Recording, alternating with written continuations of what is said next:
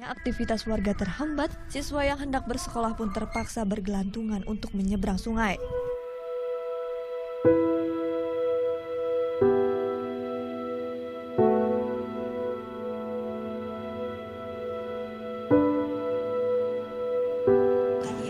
Kini warga masih menunggu bantuan pemerintah setempat untuk kembali membangun jembatan ini.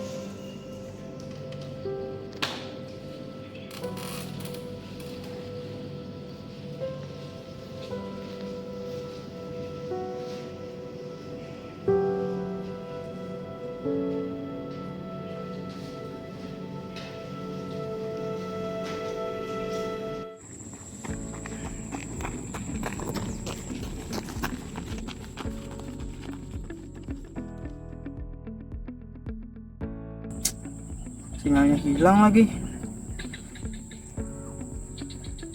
Mana belum ngumpul tugas.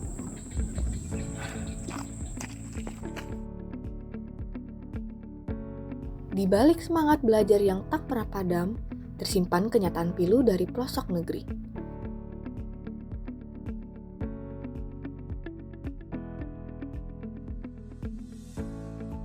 Di daerah terdepan, terluar, dan tertinggal atau 3T, akses pendidikan menghadapi tantangan yang tak sedikit.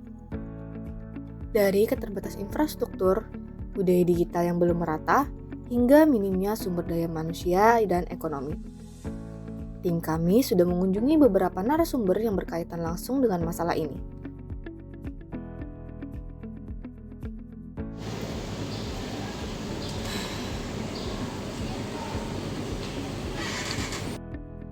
Seorang guru dari sekolah yang terdampak 3T menyampaikan kesulitan yang dihadapinya. Bagaimana keadaan pembelajaran pada masa pandemi kemarin, Bu? Selama pandemi, kami hampir tidak bisa melakukan pembelajaran secara daring dikarenakan siswa tidak memiliki ponsel, apalagi akses internet. Meskipun mereka memiliki ponsel, tapi mereka harus berbagi bersama dengan orang tua mereka. Bapak, pinjam HP-nya dong buat belajar daring. Tunggu sebentar ya nak, Bapak masih ada yang harus dikerjakan.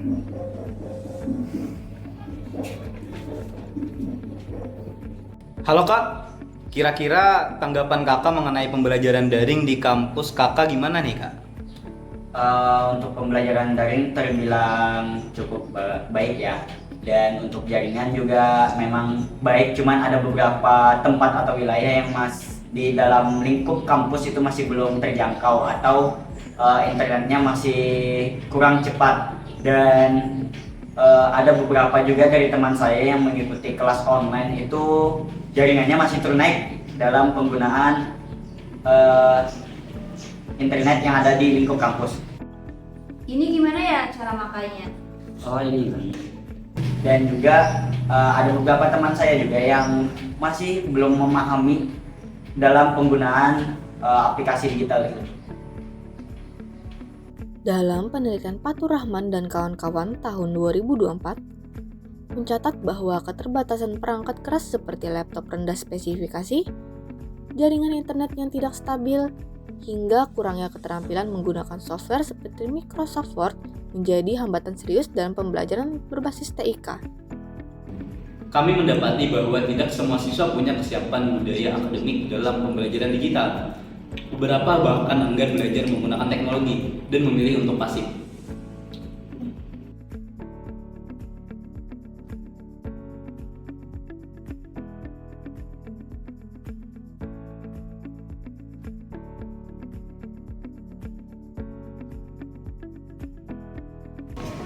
Kadang teman-teman sering buka media sosial atau video saat pembelajaran daring.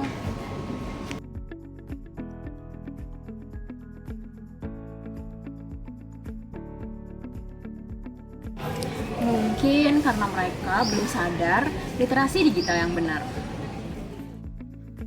Literasi digital bukan sekedar kemampuan teknis, tapi juga soal sikap, etika, dan tanggung jawab.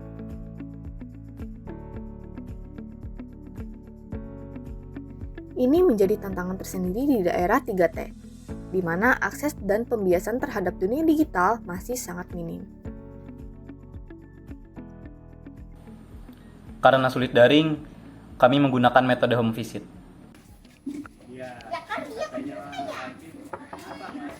Assalamualaikum.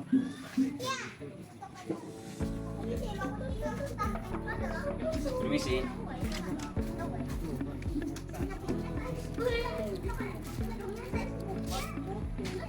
Guru datang langsung ke rumah siswa, membagikan materi, memberi arahan, dan kadang memotivasi mereka yang sudah mulai jenuh.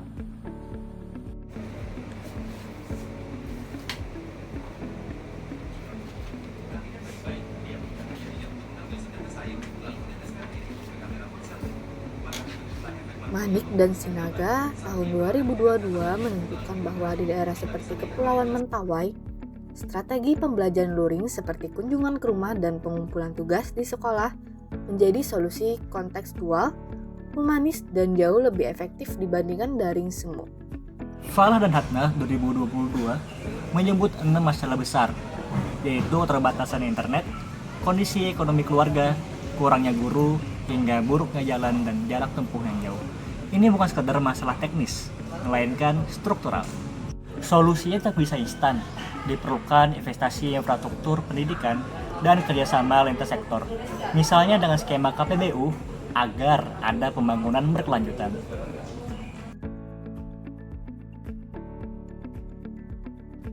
Pendidikan yang setara hanya bisa tercapai bila pembangunan merata. Kebijakan terdesentralisasi secara fleksibel dan semua elemen dari pemerintah, kampus, sekolah, hingga masyarakat bekerja sama. Ini merupakan tantangan kita bersama mengenai solusi yang kita gunakan untuk mengatasi ketimpangan akses internet antar provinsi yang ada di negeri kita ini. Dari sumber yang saya baca di Katadata dan Kominfo 2021 itu mencatat 88,9% responden mengalami kendala jaringan internet yang tidak stabil. Jadi ini bukan sekedar soal akses, namun tentang kesenjangan kesempatan belajar, keterampilan, dan masa depan. Pemerintah itu sudah bergerak melalui proyek Palaparing, program Smart City, hingga pelatihan digital seperti JNLD dan DTS. Tapi distribusi pelatihan ini belum merata. Tantangannya itu bukan hanya sinyal, tetapi juga kapasitas manusia untuk memanfaatkan teknologi secara produktif. Kesenjangan digital bukan hanya masalah teknologi, tapi juga keadilan sosial. Solusinya menuntut sinergi dari negara, akademisi, swasta, hingga komunitas. Baru dengan itu Indonesia bisa melangkah menuju transformasi digital yang inklusif dan merata.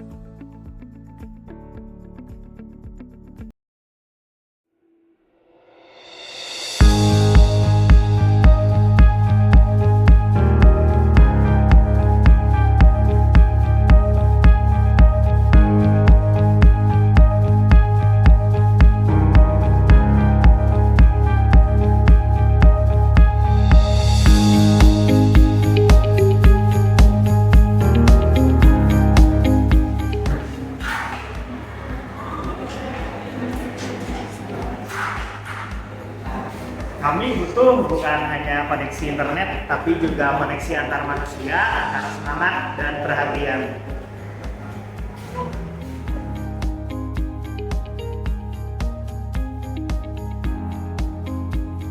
Mari kita suarakan dan dukung perjuangan pendidikan di pelosok negeri. Karena di balik setiap keterbatasan, ada potensi besar yang menanti untuk dibebaskan.